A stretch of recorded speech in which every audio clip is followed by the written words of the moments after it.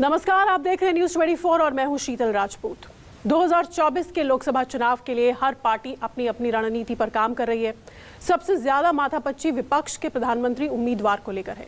हालांकि विपक्ष के सबसे बड़े दल कांग्रेस ने राहुल गांधी को पीएम कैंडिडेट बनाने की चर्चा शुरू कर दी है।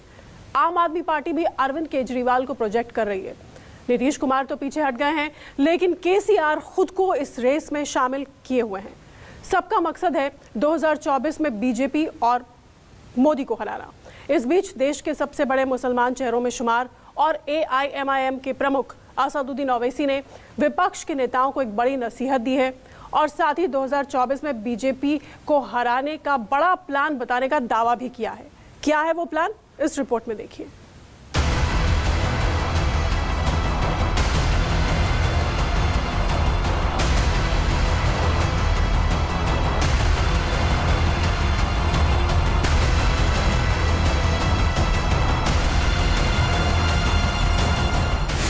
बीजेपी को हराने का ओवैसी प्लान, विपक्ष ना करे चेहरे पर घमासान।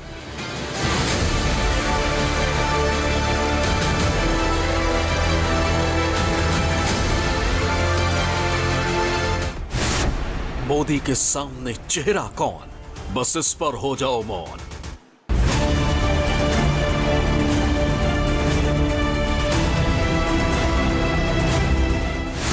कांग्रेस राहुल, आपसे केजरीवाल, 24 में मोदी के सामने पीएम उम्मीदवार।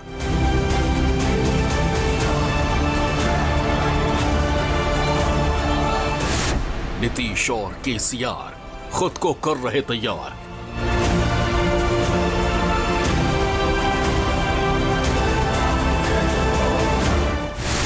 दो 2024 की जंग, कौन किसके संग।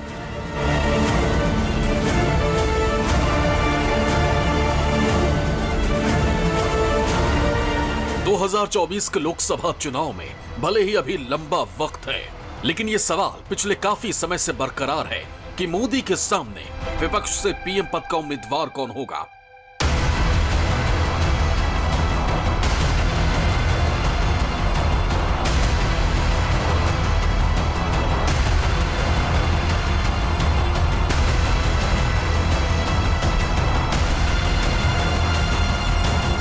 आखिर चुनाव से पहले विपक्ष के कौन कौन से दल साथ आएंगे, ये सवाल इसलिए भी क्योंकि तमाम विपक्षी नेताओं की ये चाहत है कि 2024 में किसी भी हाल में बीजेपी और मोदी को हराया जाए।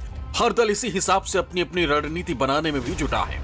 एक साथ आने की कवायद भी चल रही है, लेकिन इसी बीच देश के बड़े मुस्लिम चेहरों में शुमार AIMIM चीफ असदुद्दीन ओवैसी ने 2024 में विपक्ष के पीएम कैंडिडेट को लेकर बड़ा बयान दे दिया। ओवैसी ने लोकसभा चुनाव को लेकर विपक्षी पार्टियों को एक बड़ी नसीहत देने की कोशिश की है। ओवैसी का दावा है कि अगर विपक्ष ऐसा करने में सफल रहा तो बीजेपी को हराया जा सकता है। न्यूज एजेंसी ANI से खास बातचीत में ओवैसी ने कहा कि बीजेपी को हराने के लिए विपक्ष को हर एक लोकसभा क्षेत्र में एकजुट होने की जरूरत है। अगर विपक्ष ने 2024 में प्रधानमंत्री नरेंद्र मोदी के खिलाफ किसी भी एक खास चेहरे को उतारा तो इससे स्पष्ट तौर पर बीजेपी को फायदा मिलेगा। अगर ये लड़ाई मोदी बनाम राहुल गांधी या फिर केजरीवाल होगा तो पीएम मोदी को इसका सीधा फायदा मिलेगा। मेरा मानना यह है कि अगर मोदी बनाम कोई XYZ होगा तो बीजेपी जीत जाएगी। 540 पार्लियामेंट कॉन्स्टिट्यूंसीज पर बीजेपी से मुकाबला होना चाहिए। अगर चेहरे से चेहरे मुकाबला करेंगे तो बीजेपी स्ट्रांग हो जाएगी। वो नहीं होना चाहिए। अब मुझे नहीं मालूम होगा नहीं होगा। अगर मोदी बनाम केजरीवाल होगा तो बीजेपी को फायदा होने वाला है। मोदी बनाम राहुल गांधी हुए तो वो तो 2 मर्तबा जीत ही गए ना। असदुद्दीन ओवैसी मौजूदा वक्त में 2008 से AIMIM के अध्यक्ष हैं। तेलंगाना के हैदराबाद लोकसभा सीट से 2004 से लगातार सांसद बनते आ रहे हैं। उससे पहले 1994 से 2004 तक आंध्र प्रदेश के चार मीनार विधानसभा सीट से विधायक रह चुके हैं। देश के लगभग तमाम राज्यों में उनकी पार्टी विधानसभा का चुनाव लड़ती रही है। ओवैसी हर राज्य में जाकर अपने पार्टी प्रत्याशियों के पक्ष में चुनाव प्रचार कर चुके हैं। ऐसे में ओवैसी के बयान को विपक्ष के नेता किस तरीके से लेते हैं, ये देखना बेहद दिलचस्प होगा। असदुद्दीन ओवैसी का यह बयान उस वक्त आया है जब तमाम छोटे बड़े राजनीतिक दल अपने अपने बड़े नेताओं को प्रधानमंत्री के तौर पर पेश करने में जुटे हुए हैं। लेकिन हकीकत सभी जानते हैं कि कहीं न कहीं ये नेता किसी भी तरह से प्रधानमंत्री नरेंद्र मोदी के सामने पूरी तरह खरा नहीं उतर पाएंगे। सियासी कमजोरी उनके आड़े आएगी। यही कारण है कि असदुद्दीन ओवैसी चाहते हैं कि सभी विपक्षी दल एकजुट होकर पहले लोकसभा का चुनाव लड़े ताकि बीजेपी को कम से कम सीटों पर रोका जा सके। ओवैसी की सलाह का विपक्षी दल कोई स्वागत नहीं करेंगे, ना उसको गंभीरता से लेंगे।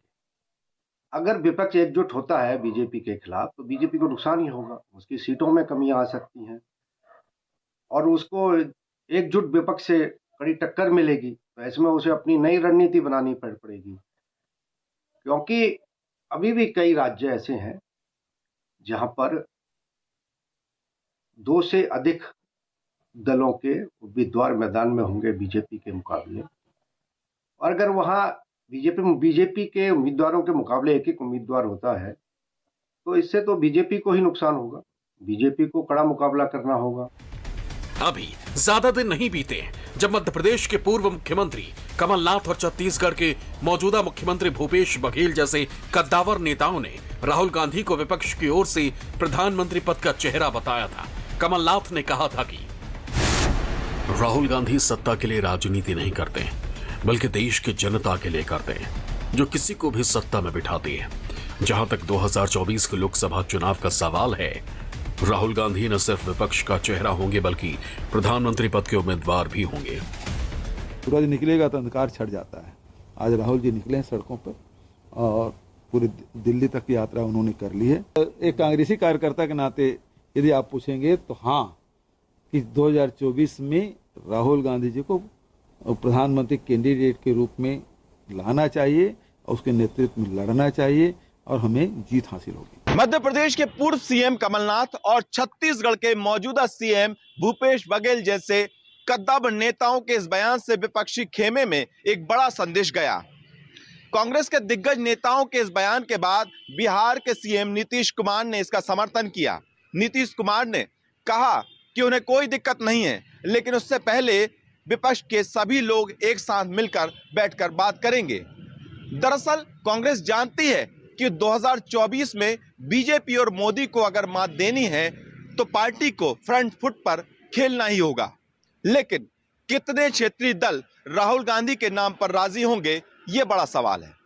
मोदी जी को चुनौती देने की बात है या भाजपा को चुनौती देने की बात है, कांग्रेस को बिना शामिल है तो ये किसी विपक्षी दलों के लिए नहीं होगा। आगे चल करके अगर उन्हें मोदी जी को हटाना है या हटाने का प्रयास करना, तो निश्चित रूप से उन्हें राहुल गांधी का समर्थन तो करना ही होगा, क्योंकि बिना राहुल गांधी को लिए या कांग्रेस पार्टी को लिए विपक्ष इसमें सफल नहीं हो पाएगा।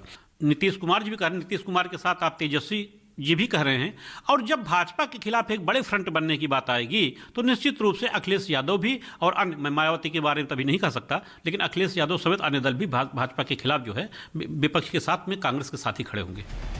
ये अलग बात है कि अब नीतीश कुमार खुद प्रधानमंत्री के रेस से अपनी दावेदारी को खारिज कर राहुल गांधी को समर्थन देने की बात कह चुके हैं, लेकिन उन्हीं के दल के राष्ट्रीय अध्यक्ष ललन सिंह कई मौकों पर नीतीश को पीएम पद का सबसे योग्य उम्मीदवार बता चुके हैं। नीतीश कुमार जी प्रधानमंत्री के योग्य हैं।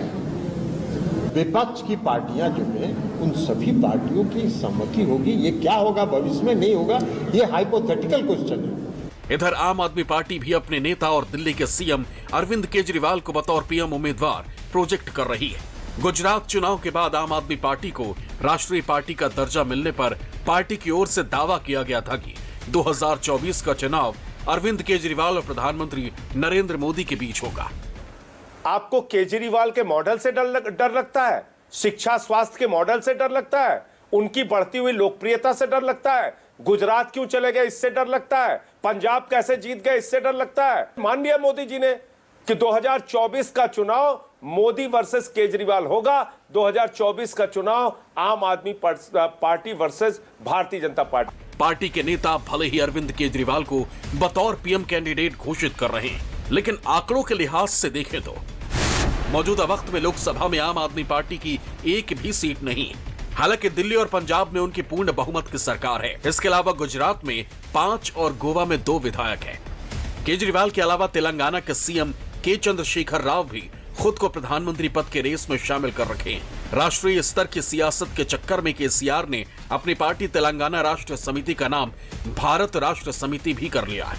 लिहाजा केसीआर भी 2024 के लोकसभा चुनाव में केंद्र से बीजेपी सरकार को बेदखल करने का दावा कर रहे हैं।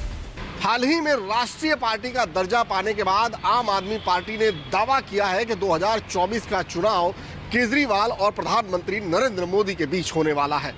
आम आदमी पार्टी तो यहां तक कह चुकी है कि केजरीवाल की लोकप्रियता से बीजेपी और मोदी पूरी तरह से हिल चुके हैं। इसके अलावा तेलंगाना के सीएम केसीआर खुद को दिल्ली दरबार का उत्तराधिकारी बनाने की तैयारी में जुटे हुए हैं। अपने इस मकसद को पूरा करने के लिए हाल ही में उन्होंने अपनी पार्टी तेलंगाना राष्ट्र समिति का नाम बदलकर भारत राष्ट्र समिति रखकर राष्ट्रीय राजनीति में आने की अपनी मंशा पूरी तरह से जाहिर कर दी है। बात विपक्षी खेमे की हो और ममता बनर्जी का जिक्र ना हो, भला ये कैसे हो सकता है? ममता बनर्जी भी कई दफे विपक्षी नेताओं को एकजुट करने की कोशिश कर चुकी है। कोलकाता से दिल्ली तक कई बार बैठकों का दौर चल चुका है, लेकिन विपक्षी एकजुटता की बात अभी तक किसी फाइनल नतीजे पर नहीं पहुंच सकी है। ममता बनर्जी के हाल के सियासत को देखकर ओवैसी ने उन पर बड़ा आरोप लगाते हुए विपक्षी एकता की मानो हवा निकाल दी। अभी मीडिया में पढ़ा कि अमित शाह साहब को बुलाकर अलग बातचीत किए, वो 15-20 मिनट बीएसएफ के ताल्लुक से बात कर रहे थे, तो वो बुलाकर अलग उनसे बातचीत किए। जब ममता बनर्जी ने कहा कि आरएसएस अच्छी है, मैंने कभी नहीं कहा। आप कहते हैं आरएसएस अच्छी है, असेंबली में रेजोल्यूशन पास करते बीजेपी के खिलाफ, नहीं मर प्रधानमंत्री अच्छे हैं। अरे क्या मजाक कर रहे हैं आप?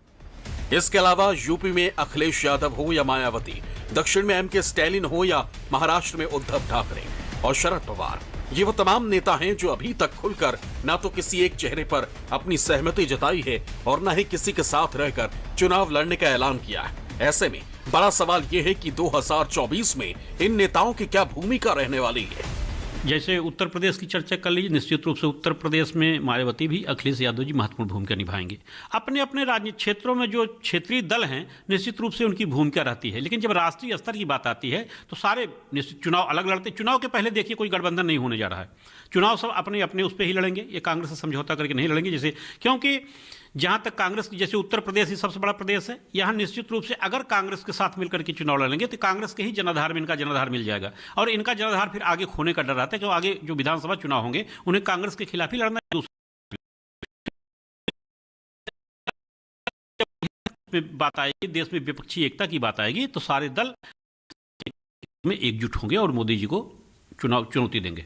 2024 के लिहाज से विपक्षी दलों का एक ही मकसद है कि किसी भी तरह नरेंद्र मोदी और बीजेपी के विजय रथ को रोका जाए। सभी इसके लिए एक साथ आना भी चाहते हैं, लेकिन सबकी अपनी अपनी महत्वाकांक्षा इसके आड़े आ रही है। नीतीश कुमार ने भले ही अपने दावेदारी से मना कर दिया हो, लेकिन अखिलेश यादव, ममता बनर्जी, मायावती और शरद पवार जैसे नेताओं ने अभी तक खुलकर किसी के पक्ष में, किसी के समर्थन में अपने मन की बात नहीं कही है। अब जरा विपक्षी दलों की ताकत जान लीजिए। मौजूदा वक्त में विपक्ष के सबसे बड़े दल कांग्रेस की लोकसभा में 53 सांसद हैं। इसके अलावा राजस्थान, छत्तीसगढ़ और हिमाचल प्रदेश में पूर्ण बहुमत की सरकार है, जबकि बिहार, झारखंड और तमिलनाडु की सरकार में सहयोगी दल की भूमिका निभा रही है। डीएमके के 24 लोकसभा मेंबर हैं और तमिलनाडु में पार्टी चीफ एमके स्टैलिन पूर्ण बहुमत वाली सरकार में सीएम है। ममता बनर्जी की टीएमसी के लोकसभा में 23 सांसद हैं, जबकि पश्चिम बंगाल में पूर्ण बहुमत की सरकार है। नीतीश कुमार के जेडीयू के पास लोकसभा में 16 सांसद हैं। 2019 के चुनाव में जेडीयू बीजेपी के साथ थी। नीतीश कुमार बिहार में सरकार चला रहे। वहीं लालू यादव की आरजेडी कांग्रेस के साथ चुनाव लड़ी थी, जिसमें खाता भी नहीं खुला था। आरजेडी इस वक्त बिहार सरकार में साझेदार है। तेजस्वी यादव डिप्टी सीएम है। इसके अलावा एनसीपी की 5 सांसद हैं और महाराष्ट्र में 53 विधायक हैं। ऐसे में ये तमाम दल एक मंच पर आएंगे, यक्ष प्रश्न है। देखिए, जहां तक विपक्ष की एकजुट होने की संभावना है, चुनाव के बाद ही पाएगा। अच्छा पड़ा था, सब लोग एकजुट थे, लेकिन यहां मैं नहीं समझता हूं कि कांग्रेस साथ मिलकर लोग लड़े, चाहे मायावती हो चाहे अखिलेश हो, क्योंकि हमारे यहां विपक्षी दलों में ईगोज बहुत ज़्यादा हैं और उनको ईगो को सेटिस्फाई करना किसी भी नेता के लिए बस की बात नहीं है। वो सभी अपने अपने बल पर सरकार बनाने का दावा करेंगे, ज़्यादा सीटें लाने का दावा करेंगे, लेकिन अंत में भाजपा के खिलाफ जो भाजपा विरोधी दल हैं एकजुट होंगे। बहरहाल 2024 में सभी विपक्षी नेताओं की मंशा है कि किसी भी हाल में बीजेपी को जीत की हैट्रिक लगाने से रोका जाए। इससे पहले 2019 में भी विपक्ष ने मोदी को सत्ता से बेदखल करने के लिए महागठबंधन बनाने की कोशिश की थी, लेकिन ये गठबंधन अपने उद्देश्य में सफल नहीं हुआ और पूरी तरह से टूट गया। ऐसे में देखना दिलचस्प होगा कि अब की बार मेरे पास सेलो है, गर्मा गर्म चाय। सेलो वैक्यूम स्टील की थर्मोसील टेक्नोलॉजी रखे गर्म को गर्म और ठंडे को ठंडा 24 घंटे। सेलो वैक्यूम स्टील फ्लास्क। जिससे शादी करनी, अब तो मैं रिटायर होने वाला हूँ, उसके बाद तो टाइम ही टाइम होगा। पर रिटायरमेंट के बाद लाइफ इतनी इजी थोड़ी होगी। रिटायरमेंट के बाद भी सैलरी मिलेगी। HDFC life annuity plans day life long income, ताकि रिटायरमेंट के बाद भी लाइफ पहले जैसी ही रहे। HDFC लाइफ, सर उठा के जियो। देखें